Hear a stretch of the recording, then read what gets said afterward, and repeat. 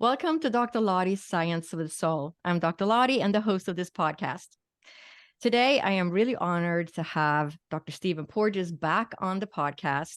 And today, he's joining us with his son, Seth. So Stephen W. Porges, PhD, is a distinguished university scientist at Indiana University, where he is the founding director of the Traumatic Stress Research Consortium. He is a professor of psychiatry at the University of North Carolina and professor emeritus at both the University of Illinois at Chicago and the University of Maryland. He lives in Atlantic Beach, Florida. Seth Porges is a journalist and filmmaker. He directed the critically acclaimed documentary Class Action Park, HBO Max. He lives in Atlantic Beach, Florida, and Brooklyn, New York. How safe we feel is crucial to our physical and mental health and happiness. That is the essence of polyvagal theory, first proposed in 1994 by psychologist and neuroscientist Stephen Porges. And in their new book, Our Polyvagal World, How Safety and Trauma Change Us, Stephen Porges and his son Seth Porges give general readers an accessible guide to polyvagal theory and how this can help anyone looking to live their healthiest and happiest lives. So today we're going to be discussing their new book, which was released this week, just a few days ago. So first I want to welcome you back, Stephen, and welcome Seth on the show. Thank you. Great to be here. Yeah. So this book, Our Polyvagal World, How Safety and Trauma Changed Us. It was such a great book. I just read it, and it is so accessible to anybody because you don't really have to have any prior knowledge of what polyvagal theory is or any kind of medical knowledge. You can just pick up this book and read it and get a really good understanding of how this polyvagal nerve is impacting your life and everything that you really do and all the things that you have experienced in life and why it may be that you're reacting certain ways in certain situations. So my first question to you both is, now you co-wrote this book, and what inspired you to collaborate and write this book together? Well, I'll take this, Dad. This is Seth, the son here. No, I mean, it was really wonderful being able to have this experience and share it with my father, with Dr. Porges. And I mean, I'll just take the credit for having the idea to do it. I'll just do that right now. But it really came from, I think, a realization that I was having, and I think that other people had, that this was really important information that has the ability to help a lot of people, but there just simply wasn't much out there in a format that the average person could understand. There are books about polyvagal theory, including ones Dr. Porges himself has written, that are rather opaque, academic, or aimed at clinicians. And the idea was, how do we take these principles and go straight to the person, straight to the real person out there who's just trying to understand, why do I feel the way I do? Why am I stressed? Why am I unhealthy? Why is my brain not working the way it used to? Why am I going through this world and experiencing these things that seem to have no explanation, but are dominating my reality, my existence? And, I kind of learned a lot about polyvagal theory, I guess, through osmosis, dinner table conversations and whatnot, and just being around my father. And I don't think really until I sat down to start writing this with him did I realize how not only how well I think I understood a lot of his ideas, but how fluently I was able to say them in ways that felt like it was his voice. And I think he'll be the first to say that it's a really blurred line between who wrote what in this book, and I think that's really fun. That's a great answer. A great answer. Go ahead, Stephen. I'll kind of support this. I think as a scientist and an academic, as Seth used the word opaque, I mean, we're trained to write that way. This is how we function. But it led in my life to great frustrations because I wanted to communicate, get these words out. And fortunately, I couldn't say, Seth, please write a book with me. You don't do that with your son. But Seth, saw the opportunity And it was his idea, because I was not going to impose something on him, because he's a creative individual. The interesting part is really how he captured the voice. And it's not just the information. When I read through the drafts, I'm hearing my voice and I'm saying, where did this come from? It's remarkable. And it is my voice, but it's not my dense voice. It's much more like my podcasting voice, where I'm talking to people. Seth got it. And I was just startled. Really, I will tell you, I've always known that my son was very bright, but I just couldn't, in a sense, comprehend his ability to deconstruct these really basically pretty dense constructs. And so what you said in the introduction, like you don't need a medical degree or a PhD to understand it. Well, I would say that many people with medical degrees and PhDs have difficulty in understanding the theory, because they don't carry with them the same history of learning and knowledge that went into building the theory, which basically crossed so many disciplines and is literally an example of a transdisciplinary journey that came up with some very basic principles of what it is to be a human being. Seth captured that. So I have the smile because I have the son who was able to give voice to the ideas. Yeah, and I think the way I wanted to approach this book was that just by virtue of living in this modern world and everything that comes through it, that's sort of the advanced degree that will allow you to understand everything we wrote. The idea was to make things intuitive and recognizable to the shared experiences and the shared feelings and the shared emotional and bodily experiences that I think we all have just by virtue of living in 2023, right? And everything that comes with that. And I think a lot of people feel overwhelmed. A lot of people feel anxious. Mm-hmm. A lot of people feel stressed out. And I think a lot of people feel that those feelings are mysterious. They have a hard time understanding what purpose they serve, where they're coming from, what they can do about them. And making people first off realize that I'm speaking directly to your experiences. I hope they're relatable. And I think they are.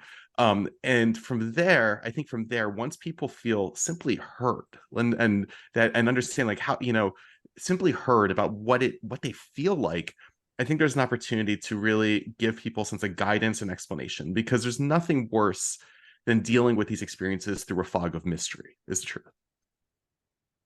Let me you basically, Seth, you pulled some more ideas right out of my mind right there. I was listening to you. It's getting a little scary, but Sorry the about that. issue is, over the years, what I've realized is the most important thing for a human is to be witnessed. What happens is that when things aren't going right, people go up and they try to fix it. And people want to be heard. They want their feelings to be respected and experienced and shared. They don't want to be told what to do. Polyvagal theory gives you that understanding that we as a species want to be heard. We want to be witnessed, and we don't do a very good job at witnessing each other. The second important point that you were talking about, Seth, is this notion of feelings. We live in a society that says feelings optional. Behavior obligatory, feelings optional. The issue is, what are feelings, and when do we feel safe? When do we feel under threat? The answer is really quite simple through the lens of the polyvagal theory. We can only feel safe when our autonomic nervous system can literally service our bodily needs, our homeostatic functions of health, growth, restoration, and included in that is sociality. So that when we feel safe, we are spontaneously social, we're exploratory, we play games, life is optimistic. But when we don't feel safe, everything around us is a cue of danger. And that is really saying that our nervous system is now trying to protect us from those dangers. And of course, when you deal with the world of trauma, you start seeing the impact of traumatic experience on health and social behavior. It just unfolds in front of your eyes whenever you witness someone who has experienced trauma.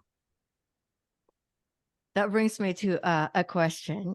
So I'm going to try and connect some of the dots for our listener base, myself included, that have experienced a near-death experience. And people who experience a near-death experience, they're either dead or they're very close to death, typically. And so what comes along with that experience, to find yourself in that experience, is most likely some traumatic event of some sort. So on the International Association of Near-Death Studies, IANS, on their website, under physiological changes of an NDE, it says, and I quote, "Sensitivity to light and sound can be a serious issue and may necessitate some lifestyle changes. While most experiencers learn to limit sunshine exposure, others can't get enough. Almost everyone, though, has similar difficulties with loud or discordant sounds, and many can no longer tolerate hard rock music, and the vast majority prefer classical, melodic, and or natural sounds and become passionate about using music to heal." So, and then I looked in your book and I said, wow, that's what it led me to go back to Ian's website to look up the physiological, because I remembered it from reading your book. And it says on page 22, those middle ear muscles are also one reason why a large number of trauma survivors are hypersensitive to sound and suffer from auditory processing disorders that include difficulties understanding human voices in crowded and noisy environments such as shopping malls, restaurants, and parties. Now, yes, can you explain what most likely is going on for all these near-death experiences and others who have experienced trauma, and why it's difficult for them to tolerate loud sounds, after their experience? While Dr. Porges here is the expert on this, I'm just going to jump in and Englishify this a little bit here. That's all right. So the essence of polyvagal theory, the essence of our autonomic nervous system in general, and that term, I'm amazed, I don't think we should take for granted that people understand what the term autonomic nervous system means. Autonomic nervous system is our automatic nervous system. It's all of our bodily functions, all our bodily systems that operate without us consciously thinking about them. Your heart beats without you telling your heart to beat. Otherwise, you say in the book, couldn't go to sleep at night if you had to tell your heart to beat. It would be really exhausting if you had to make every sweat gland manually operate, right? Most of our body operates automatically. Consciousness and conscious will control a very small percentage of our functions. Now, the chief role of the autonomic nervous system, like most parts of our body, is to keep us alive, right? And in doing so, it shifts how so many, virtually every bodily system, organ, function in our body operates based on what is most likely going to keep us alive at any moment. Whether we feel safe, whether our nervous system, that is, senses safety, or whether our nervous system senses danger. And the process through which our nervous system will either sense safety or danger is one that Dr. Porges has coined neuroception. Now, depending on how safe or danger your body's neuroception deems any situation to be, that could be an animal, it could be a person, it could be a noise, it could be anything at all, your body almost instantly shifts how virtually every process inside of it operates, so that if you are in danger, you're ready for it. We've all heard of the term fight or flight, of course. That's what's going on here. And I think when people think about fight or flight, they think about these narrow shifts, like your heart rate goes up, maybe your pain tolerance. I don't think people realize how thoroughly this shift changes everything in your body, down to, as we were talking about before, these tiny muscles in your ears, the littlest, smallest muscles in the entire body. And these muscles, their job is to filter the sounds of human speech, the sounds of sociability out of the air. If I'm at a party, I might actually be able to have a conversation, even if the music is loud. That's because these muscles serve as a filtering device. Well, their interaction with the eardrum serves as a filtering device. It allows you to pull these specific frequencies out of the air, even if there's a lot of music going on. However, these muscles, they shift depending on how safe you feel, depending on how threatened you feel. And when we feel threatened, these muscles shift. So instead of hearing the sounds of human speech, you're now in a position where their goal, being to keep us alive, primes them to pick up the sounds of threats, of predators. And whereas the sounds of human speech are kind of middle frequency melodic sounds, the sounds of threats, the sounds of predators, those are perhaps very low frequency rumbling, growling sounds. Imagine a saber-toothed tiger in the bush, for example. And because your body feels like it is threatened, its alarm system, so to speak, is on right now, your hearing changes, your audiology profile changes. So instead of hearing the sounds of human speech, you're now hearing very low frequencies, and you're hyper tuned to them as well. because if something's going down, you want to be able to hear that instantly. And so people who have experienced near-death experiences or sort of any traumatic instance are very likely to walk away from that, where if they are always feeling threatened, which I think is one possible way of actually defining trauma, is the feeling of always being threatened. If they're always feeling threatened, well, their body is going to operate always as if it's in a state of threat. And with that comes a shifting in how we hear the world around us. So then instead of hearing the sounds of people talking that might be much harder to pick up, you're going to be hyper tuned to very low threatening frequencies. And likewise, your body is expecting threats. So those sounds are filtered through mechanisms that treat them as threats. So it's not just if you're at a party and say you're a veteran who's coming back and you're dealing with auditory issues. It's not just that it's loud, it's that the loudness makes you feel threatened. And that is the thing. It's not just annoying, it changes and reinforces the bodily condition of feeling under threat. And according to polyvagal theory, what basically the whole book is about, that state of feeling threatened has repercussions throughout everything related to our ability to be healthy, happy, think straight, and basically enjoy our lives. Did I do that right, Dad? Very good, Seth. Okay, good. I would now simplify it and basically say that now you traumatic events retune our autonomic nervous system, retune our nervous system in general to be hypervigilant, to detect the potential of predator, which is what you were describing. Yes. And when we're talking about near death, whether it is a medical compromise, which it often comes from, or a hypoxic or swimming incident, the body has gone into sometimes literally a total shutting down, which means on some level it's given up its fight and flight and basically moved into this very precarious state, which is really preparatory to die, and almost a state of acceptance for some people. But the physiology underneath that is not a physiology of sociality. It's a physiology of processing threat. And if we define threat as threat of survival, then even the concept of welcoming to a near-death experience is still saying my body is giving up its drive for survival. Yeah, and I think that's one of the most important, I think, things I hope people take away from this book, or people just take away from understanding the autonomic nervous system, our bodies in general, is that we don't always respond to threats through fight or flight. We don't always respond to threats through activation and mobilization. Oftentimes, especially after very severe, perhaps near-death experience threats, our bodies shut down. And this is really, really important, because the way we treat people as a society, whether it's a legal system, a press, juries, just the peanut gallery in general, oftentimes is to assume that if somebody was actually in danger, they would have fought or fled. And so you see people who might have endured a horrific instance, but they shut down, they're froze, there was no sign of a struggle. And oftentimes they are doubted, and oftentimes they begin to doubt themselves what the experience actually was. And I think it's really important that people understand that. To continue on with the same theme is this whole concept of a retuned autonomic nervous system. And that, in a sense, prepares us to now live in a world. So if we've been experienced trauma, meaning our body has gone into this chronic state of threat detection, to optimize threat detection, then the world is threatening to us. Social events are threatening to us. Sounds the are threatening to us. The goalposts of what makes us feel safe has shifted. We respond and we're constantly reconditioned by the world around us. And if we have experienced danger, our body thinks the world is dangerous.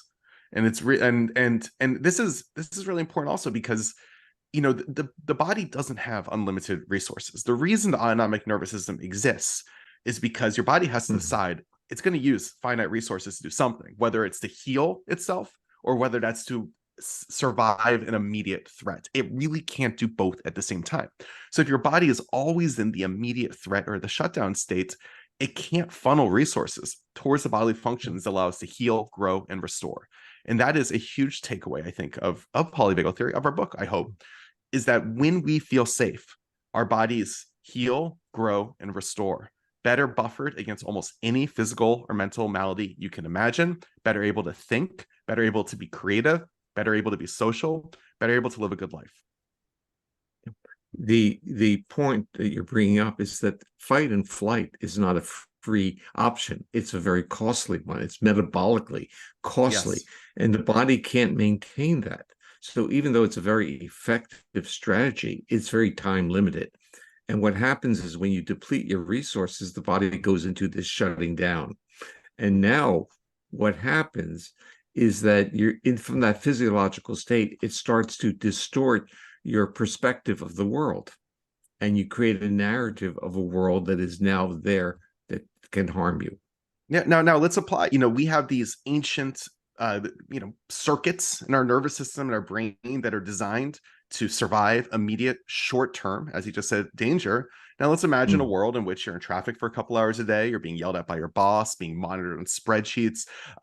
Maybe there's a lot of noise in your neighborhood. Let's just say that you are constantly overwhelmed, and you don't even have a minute of rest, relaxation, or anything like that. What's that going to do to you, right? What does that do? That has real impacts on your body. That has real impacts on your health. It has real impacts on your ability to be the best you in almost every way. Yeah. There's an interesting part of this whole story, and that is we're a very resilient species. So we can move from fight flight into a more social, safe state. That's not the problem. The problem is we didn't evolve with an easy mechanism to get out of shutting down responses. And so what you're talking about, the near death, is functionally a shutting down response. So that coming out of it is not like, oh, I'm back the person I was before. No, the body's been retuned. We're seeing this, of course, in long COVID. The body won the war. There's no longer a pathogen, but the body didn't get the message it won the war and now can celebrate. It still thinks something's going on. And in the world we live in a world of a matrix of threat cues. And so what you're talking about, Seth, about people always evaluating, or the traffic issues, the nervous system reacts to threat cues with fight, flight, and mobilization. And what the industry wants is greater productivity. So if we'll threaten people, they'll work harder, they'll produce more. But the nervous system says, I can't maintain this level of output. And so it starts to protect itself and functionally is shutting down and almost going into a state of hibernation.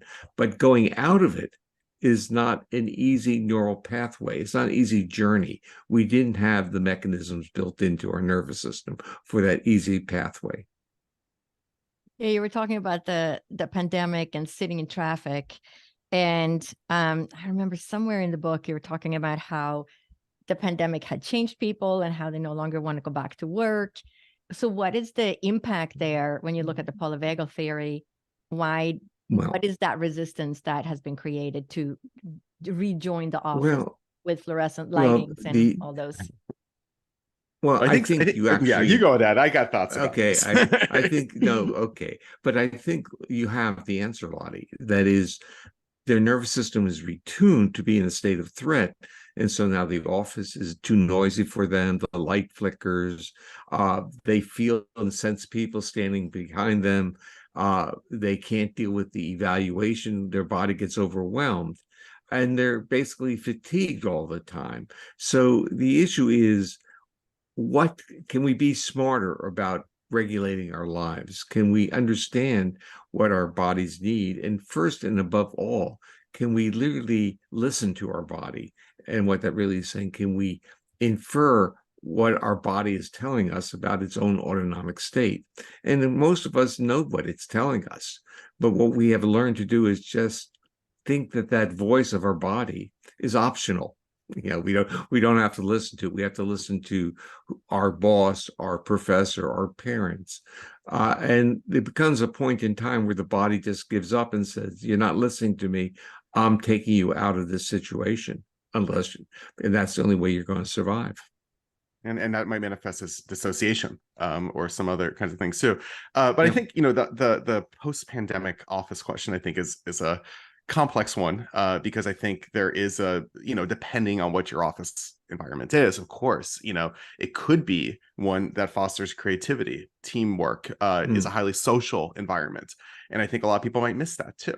But then there's, of course, offices that are perhaps stressful just to get to. And then once you're there, there's even more stress. And you might just say, I can't subject myself to that again after seeing what it's like to step away from that. And so I think hopefully this is an opportunity for people to reevaluate how they treat employees, how they design offices. I think that one of the big takeaways of polyvagal theory is that making people feel safe matters. It matters in offices, it matters in schools, it matters in our homes, it matters in the world, almost every aspect of the world we live in. And if you care about the things that we as people should care about, then you should care about what it takes to make other people feel safe in the world around us. Yeah, you also mentioned schools and the kids in school. So what happens to children that go to school? They don't feel safe. They might be bullied. There are other troublemakers in the class. How does polyvagal theory impact that? Yeah, so polyvagal theory, again, at its core, is this idea that when we feel safe, our bodies and brains operate in a fundamentally different way than when we feel threatened. Now, if you're a young person in school who rarely or never feels safe, whether that's because of your home life, your school life, or something in the middle, good luck succeeding in school. Good luck, because your body is locked into a state of threat, very likely. The idea of sitting still in a classroom while somebody lectures you, come on, you're mobilized. You're going to be fidgety. You're going to be labeled all sorts of things. You're going to be a troublemaker, just like I was when I was a kid. You know what I mean? Like good luck.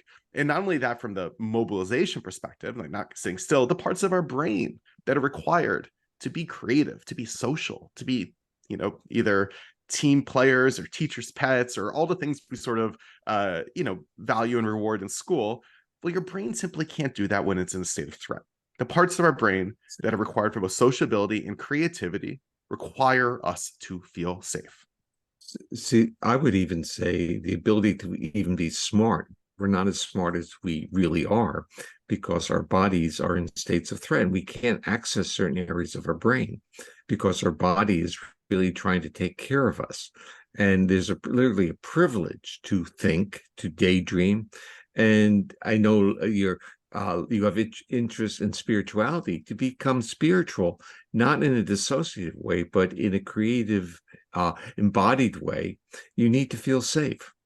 And we're missing out on so many of the attributes of what it is to be a human. I think this is what is at the core of the book, that if our bodies are safe, who knows what we as a species will develop to become. Yeah, you talk in the book about the green light, yellow light, red light zone. Can you just talk a little bit about the different lights? Because it's such a great analogy. It's like a stoplight. And in what zone, you already touched upon it, in what zone do we need to be in order to create healing for all the people out there? Yeah, so we basically took the autonomic nervous system, which is this complex system that operates in our bodies, and we broke it down into a metaphor, which is a traffic light. The idea being that our autonomic nervous system, I'll never not have trouble pronouncing that word, our autonomic nervous system, it shifts, as I said, basically all of our bodily functions depending on how safe we feel. And it shifts them in pretty massive ways. And so we basically did is we broke down these shifts into three basic states: green, yellow, red, just like a traffic light. When you feel safe, green light. When you feel threatened, yellow light. When you feel so perhaps threatened that your body is in a state of shutdown, dissociation, fainting, any of those sorts of things, red light. And each of these systems associate with different bodily functions, different elements of the vagus nerve, and changes how our body operates. So when we say the green state or the green zone, we basically mean you feel safe and your body is able to operate systems of health, growth, and restorations, but also creativity, productivity, and sociability. When you feel threatened, well, that's fight or flight, right? That's activation, that's mobilization, that's threat detection. That's when your hearing changes. So you hear those predators. When you're in the red state, that's shutdown. That's what you're talking about: dissociation, perhaps fainting, all sorts of other responses that we associate with severe trauma and near-death experiences. So going back to the issue of kids in school, a school refusal is a common feature among younger children. And that doesn't occur independent of what's going on in the autonomic nervous system. So are gut problems. So in the sense, the gut or stomach issue, which is very common in children, especially those who are having discomfort in school, is the body going into that red state. That dorsal vagus is what's creating the gut problems. It becomes a gut pain, it becomes constipation, it becomes diarrhea. It's basically saying that the gut is being dysregulated. No, it's fascinating because polyvagal theory is everywhere. When you read this book, you start understanding how impacted we are. I mean, we're run by this nerve. Everything we do, going like all the way back to childhood. What was your school life like? And it's just fascinating. And even you talk about politics and the politicians and how they benefit by acting certain ways and keeping us in that state of fear. So it's absolutely fascinating. And can you talk a little bit about why the politicians and TV and media and everybody wants to keep us in a state of fear? Yeah, well, I think that's I'll let the journalists talk about that. Yeah. So I am a journalist. Yeah, I'm a journalist here.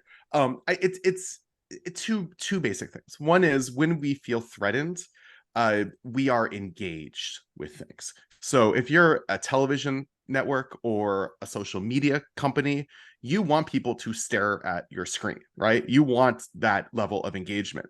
It is, and oftentimes even the biometric tools that analytics companies might use, like the dials they hook up to people to measure engagement, something called galvanic skin response, GSR, which is a measure of sympathetic activity, which is a measure of being in the yellow state, of being threatened, is what it is. When we feel threatened, we are highly engaged. This is why this isn't always nefarious. This is why we like horror movies, right? This is why suspense can be fun if you're watching a movie, but it can also be manipulated. And which brings us to the question about politicians, people in power. There's never been an authoritarian, strongman, dictator in human history who has not gotten there without casting some other group as a source of threat and fear in other, for example. Is never in the course of human history. The path of the road of fascism and dictatorship is paved with fear. And it's for a very simple truth. When we feel threatened, we don't think critically. We don't. We stop asking questions. When we feel like our immediate survival is at stake, we just say, who can get me out of this jam as quickly as possible? And you don't ask any questions. This is a neurophysiological process that occurs. There is a reason that many people in politics, media, power of all sorts, like to scare us. And it's because when you are scared, you don't have time to ask questions. Your body is just an immediate, this person's telling me there's a threat, they say they can get me out of that jam, I'm on kind of mode. And that's the truth. Yeah, it's fascinating. There's a switch that goes on. Once we get scared, it becomes about us. It's only when we feel safe in our bodies and in the place we are that we now exhibit benevolence, generosity, and compassion for others. Shouldn't say for everyone, but for most people, their ability to be compassionate and be benevolent is a function of how safe they feel. I should say it is a function of how safe they feel. Absolutely. Because even, there is Viktor Frankl wrote a very interesting book about his experiences in the concentration camps. And what that book taught me was that even in the worst of situations, there are some people who can feel safe enough in their own bodies that they can be compassionate and benevolent to others. And to me, that was a real challenge, from thinking of human behavior as basically being caused by external context versus free will. So the issue is, if we can monitor our own experience, our own bodily state, we have the option of being more mindful and being more benevolent and generous to others. Yeah, I like to say that my dad just ruined thousands of years of philosophers' work. How many tomes been written debating the nature of human nature? Are humans innately good? Are they selfish? Are they bad? What are we as people? And I think polyvagal theory honestly offers a really simple answer. When we feel safe, we are capable of benevolence, altruism, compassion, sociability. When we feel threatened, we have to be selfish, right? And I don't mean that as a form of judgment. You know, to be threatened means your survival's at stake. And when your survival's at stake, your body will do anything it can to survive, right? And I think selfishness comes from a place of threat almost always. No, it's quite fascinating because you think of children that grew up in a traumatic household, were never seen, never heard, always yelled at. And this is going on for years, this chronic trauma for their whole childhood. Then they grow up. How do they get themselves out of this jam? How do they, what can they do to heal that and not feel being in that state of threat? The answer, of course, is with great difficulty to get out of it. But there's an optimistic part of polyvagal theory that says if we can find the portals that change your physiological state, then you have the opportunity to develop literally functionally neural exercises that allow you to experience and to expand your behavior. So the portal of treatment has always been cognitive. Tell people to behave better, they'll be better. Polyvagal theory says that's not a very effective or efficient portal because we all know that when our foundational survival systems are triggered, we're not a very nice species. So the issue is, can we get those foundational survival states to be more calm? And so that's why music, modulated music like a mother's lullaby, can actually change the physiological state. And that's why I developed the intervention called the Safe and Sound Protocol, because it literally amplifies and mimics what a mother's voice would do to a baby, but you can now use it with adults. And now the body starts to basically open up and become accessible. Yeah, I think, you know, what polyvagal theory tells us that feeling safe matters, and people who might experience trauma, particularly childhood trauma, the goalposts have shifted for what makes them feel safe, but they still can feel safe, right? I mean, think about, I come back to again and again dogs, right? There are, if you abuse a dog, that dog will be angry. If you are nice to a dog, for the most part, that dog will be nice, right? Oftentimes, I think people who grew up abused are basically like rescue dogs. They just need a little bit more love, right? In order to kind of come out the other side. And we need to be understanding about what causes people to feel safe. I think as a culture, we oftentimes very dismissive of other people's feelings. We make fun of people when they say things like trigger warning, right, in front of articles. We say to people, just get over their feelings. But understanding that these feelings come from often a place of threat. And it's not just about getting over them, it's about acknowledging them and allowing people to get over them. That's the key, I think. Yeah, the first step is acknowledgement and awareness. So when a person says, I got triggered, that's not a bad thing to say. It's really an acknowledgement that they're not numb. Part of the adaptive function in life for many people with these trauma histories is being totally numb. And the issue is being aware that your body is responding to a situation is a first good start. And the other part is, can you now move that body into a broader range of physiological states through a journey of exploration and discovery of one's own feelings without being threatened by your own body's feelings, because the bodily feelings are going to be locked with earlier associations of being abused and traumatized. Yeah. Okay. We could talk for hours, but I know we're going to have to end this podcast episode at some point. So I'm going to go to my last question. And that is, how is chronic pain and trauma related to polyvagal theory? I'm going to start with big question. That's a big question. I'm going to start with that because about 2.5 years ago, when the pandemic just started, I was invited to be part of a think tank that was very interesting. There were physicians, primarily pain physicians and psychologists, who got interested in polyvagal theory. In fact, it was started by a person who was a spinal surgeon, and he discovered that spinal surgery didn't get rid of chronic pain, but group psychotherapy did, as creating Sociality did. And then he, in a sense, discovered polyvagal theory. And so they brought me in and they wanted me to kind of like deconstruct and explain it. And initially I said, I know nothing about pain. And then something clicked and I realized that what pain is an unambiguous neuroception of threat, unambiguous. And it's chronic pain, not acute pain, that this is all about. And there are different processes.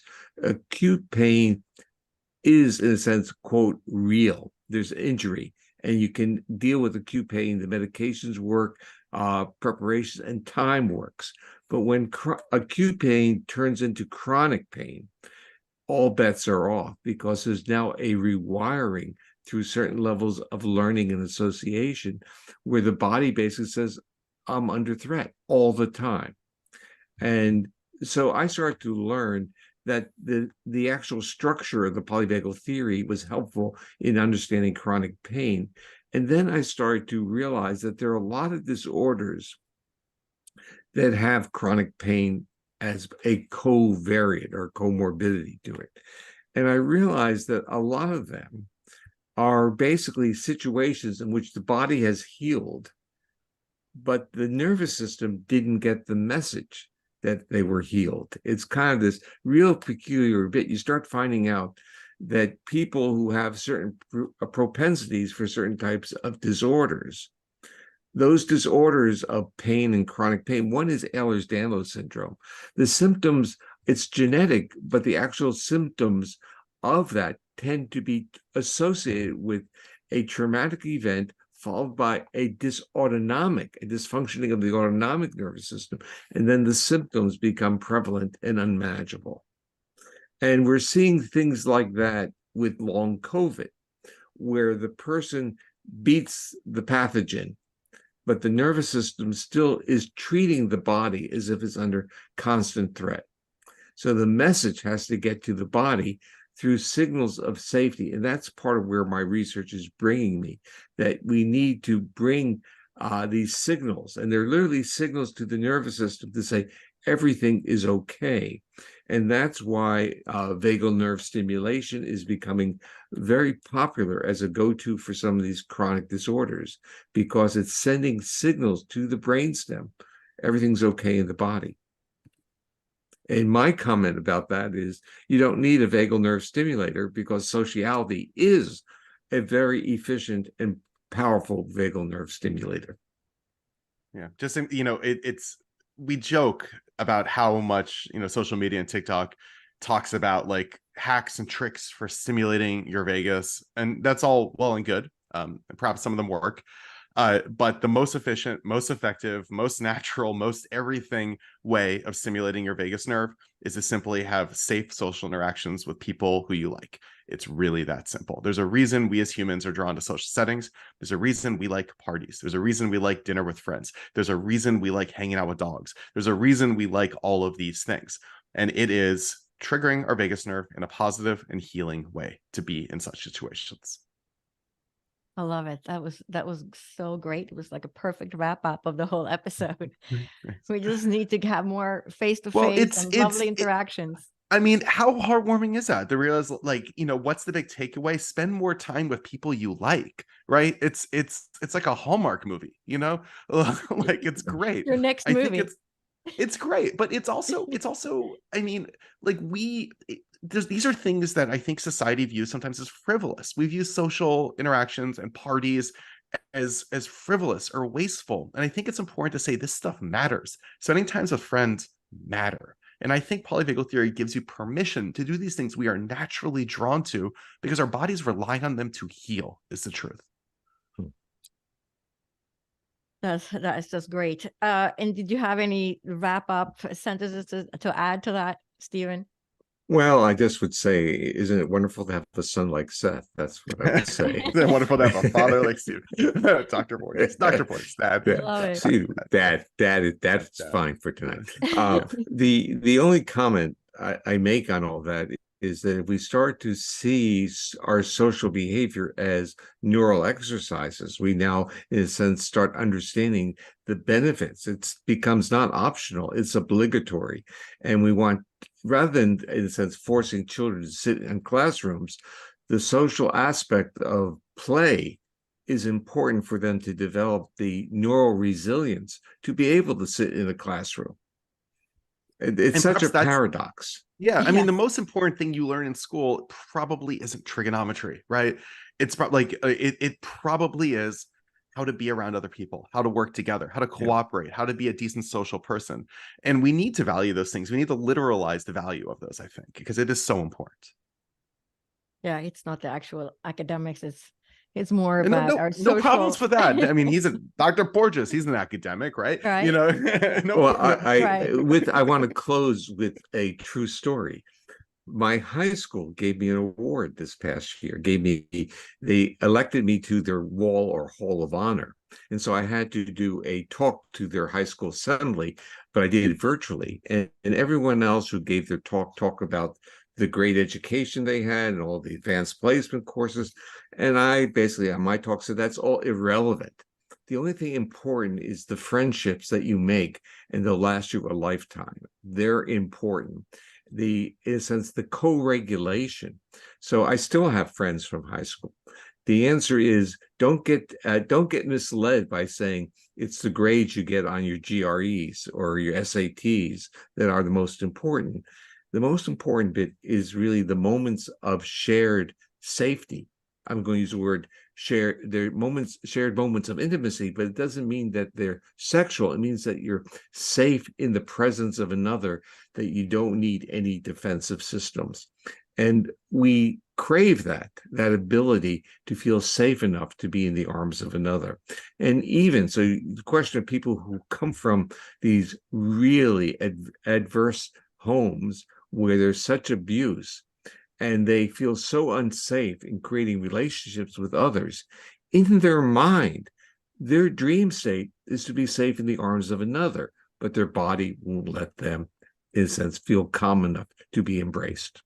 Mm-hmm. Yeah, that's just such good advice for people. And I can't say enough good things about this book. So everybody go and see if you can find this book. Is it available on Amazon and all the different platforms, bookstores? Yeah. It comes out September 26th from W.W. Norton.